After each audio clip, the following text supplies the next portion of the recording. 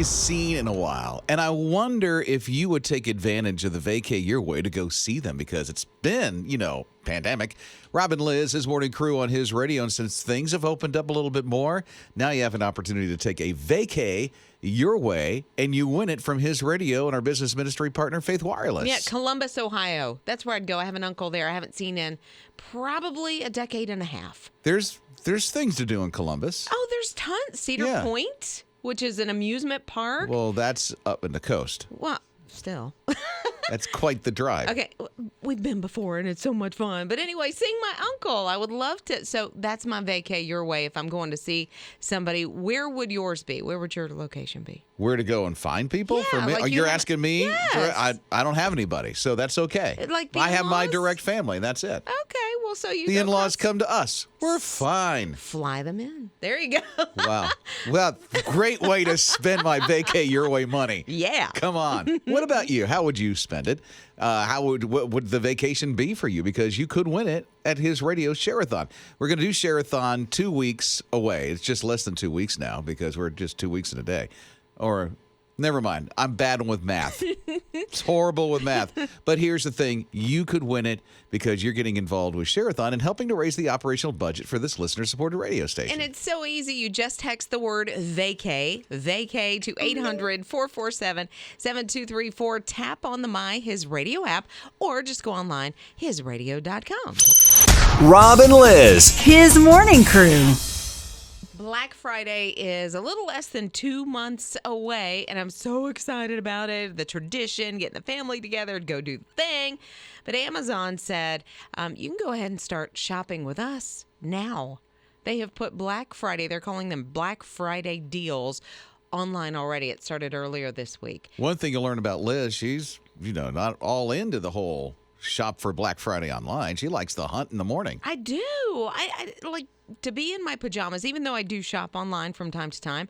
Black Friday is more of an event because my kids get up early. We all go together. We start out the day. Then we go get some breakfast so we can have some sustenance and energy. How early is early for you and your family? I will say that some of the stores started opening on Thursday, on Thanksgiving, and so you didn't have to get up nearly as early on Friday. It wasn't as wild, but we still probably 5:30. 5:30. Yeah.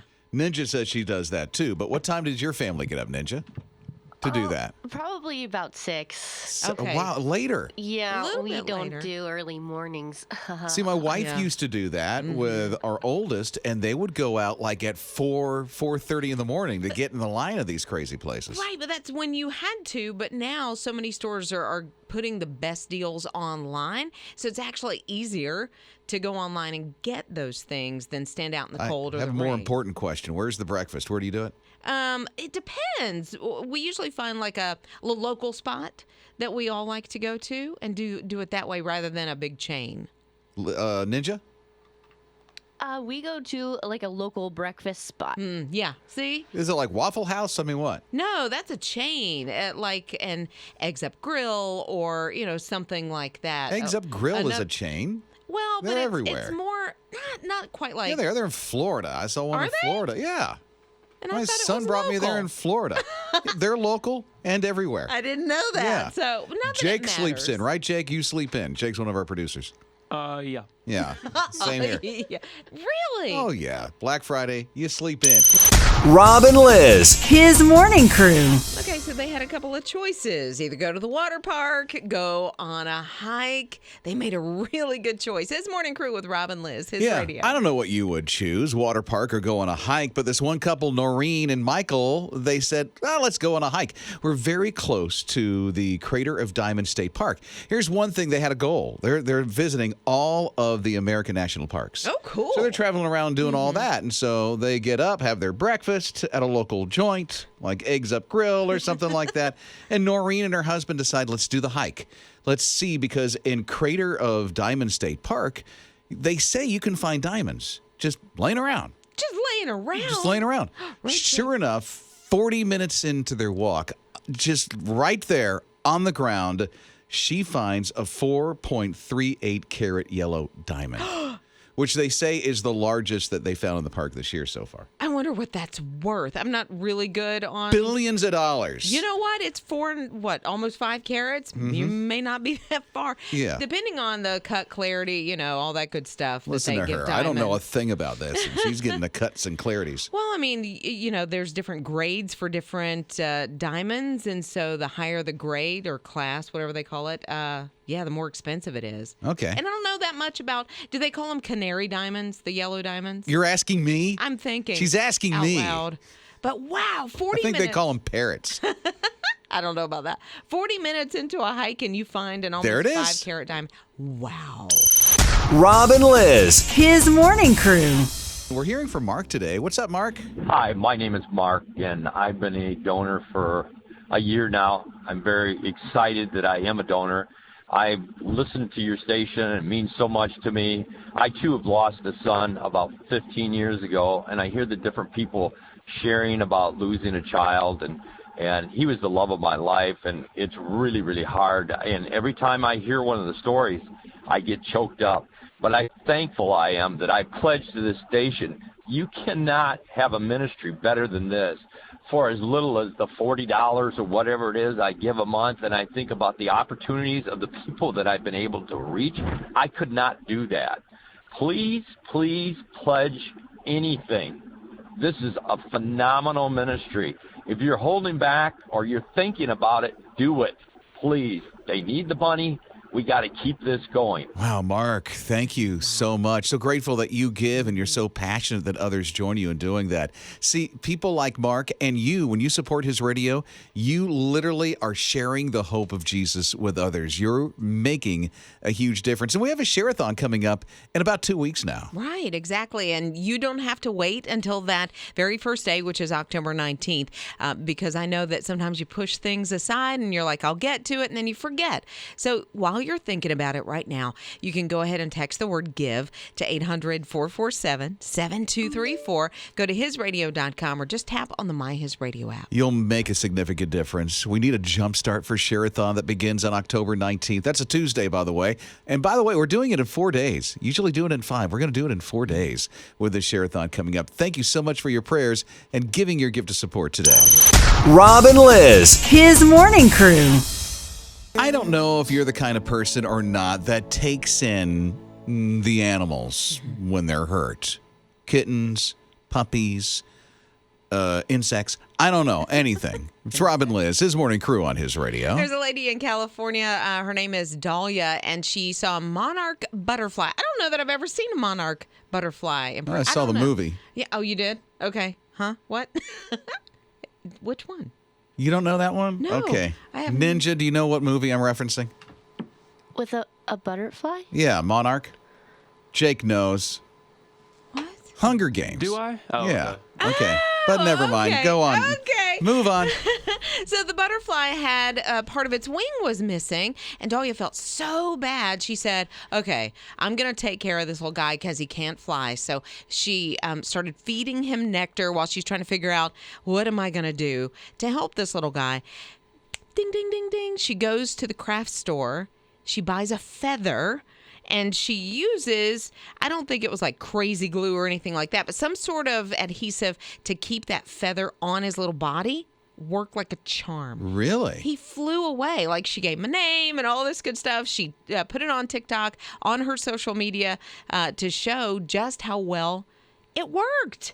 I thought, how cool is that she went so far as to go to a craft store. It's not like she had these things in her apartment, but she went to the craft store to make this little guy better. Makes me think the next time it rains, what happens to that feather? I don't know. I think I think the feather will be fine. I think the glue may give out eventually, and he may need to come back for a repair. Come Replacement back to the parts. shop for a repair. Yeah. Well, it's neat that she did that. Oh, I don't know think how so. safe it is for the butterfly to put like crazy glue or something on it like that. Well, I don't know. Have you ever, okay, this is weird, used crazy glue on a cut because you don't have a Band-Aid or anything like that? I haven't. I've heard that's done, but I have not done that personally, no. Yeah, so I don't think it I don't know. I don't know much about butterflies, but I don't think it maybe would have hurt him. I think it Well, that's good. yeah, what actually happened was better than not having the wing and not being able to fly and protect himself. She's got a good heart. She wants to help. There's a Exactly. lot of people who do that. Yeah, my son's got a friend who was just telling me over the weekend that she and her family took in a baby deer at one What? point. Yeah. Bambi? Yes, took care of Really? it because they didn't know where the mom was. It was injured, and so they nursed it back to health for a little while. I was like, Oh, that's you nice. are Snow White. Right? Like, yeah. awesome. Thumpers out back. Rob and Liz. His morning crew. Liz helped a deer? Oh, no, it's my son's friend that Okay. helped a deer. I watched the deer. She helped him. Wait a minute, you babysat? If I could. If you're a mama deer and you need somebody to watch the babies, I'm here for you. Liz is going to help Oh, out. yes. She'll get out the milk bottle and everything Oh, and my goodness. feed. And you'll see the, Oh, that's like a dream. right? Oh, it's a dream. It is. Okay, if you know somebody who needs to take care of their little tiny deer, their doe or whatever. Yeah, I'm here. Yeah, for real. so it's Rob and Liz, his radio, 800-447-7234. What's your story, Gina? Well, when my children, my daughter was young, she was only 2 months old. My sister, I used to live in a small apartment that I was renting with them.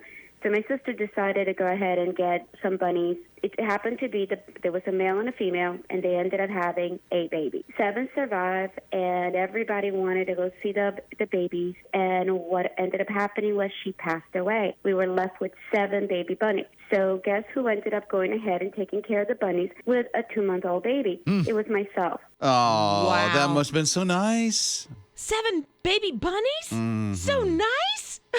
Oh, Oh, my goodness. I'm sorry. Maybe one. Overwhelming. Rob and Liz. His morning crew. Hearing about people who like to take care of the little critters. I know. It's so cute. Ellie said her aunt took care of a baby deer. I don't know how it came to be, but she said she took care of a baby deer. That seems to be a running theme. Yeah, speaking of that, Jake, one of our producers, says, what is it, your mom? Who's the deer whisperer in your family? So my aunt lives back yonder, okay? And one day she came into the living room and just saw a baby deer chilling on the couch. So she, with nothing to do, obviously, she decided to take care of it. For how long? Not that long. I would probably say like a week or two. A week. Oh, that's awesome. Nurse the little, yeah, My sitting heart there just smiled. watching Netflix together, Oh, that's so sweet. you know, binging a couple of shows, watching The Office. Sharing some lettuce leaves. So sweet. Danita's here. What about you, Danita? We bought some little ducks and chickens over the summer, and one of my little ducks has what they call wry neck. It's where their neck kind of crooks upside down. So she's kind of looking at the world upside down. Oh. And everybody was like, you need to kill her. She's, but I didn't. I kept her. She's in the pen. And although she looks at the world upside down, she does just fine. Eat and drink water and swim and everything. So she's still living. And her and I call her Crook, of course.